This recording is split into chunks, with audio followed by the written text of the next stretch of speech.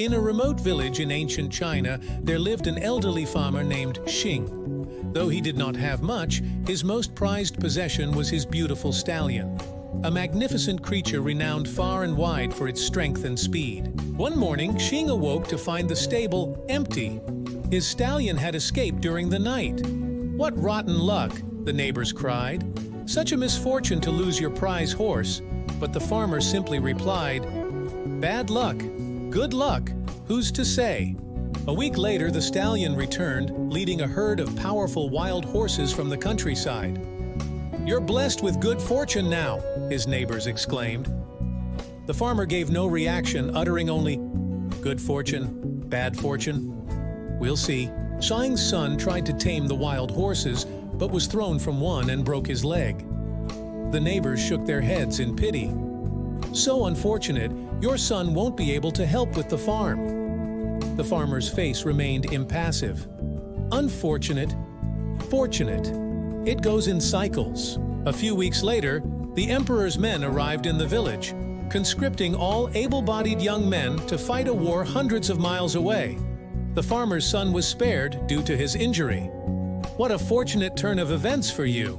"Yes, what fortune?" Xing muttered cryptically.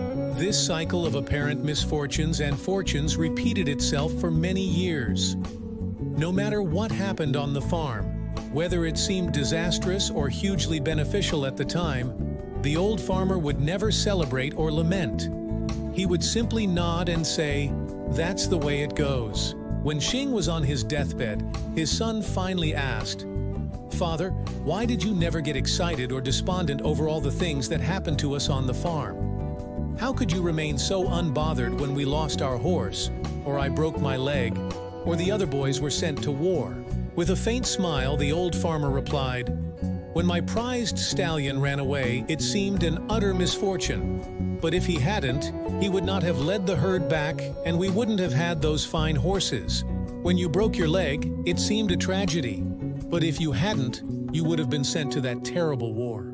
You see, son, every single event in our life is part of a grander destiny, written by forces beyond our comprehension. What seems a misfortune may actually be a blessing, and what appears a great fortune may eventually lead to misery. We are merely players in a cosmic story, where all events are woven together in exquisite balance. So I learned to greet everything with equanimity, neither grasping for joy nor cringing from sorrow. For I knew that no matter what happened, it was never the full picture. The only certainty was that the cycle would continue to turn, fortunes would rise and fall, and the true destiny would ultimately be revealed.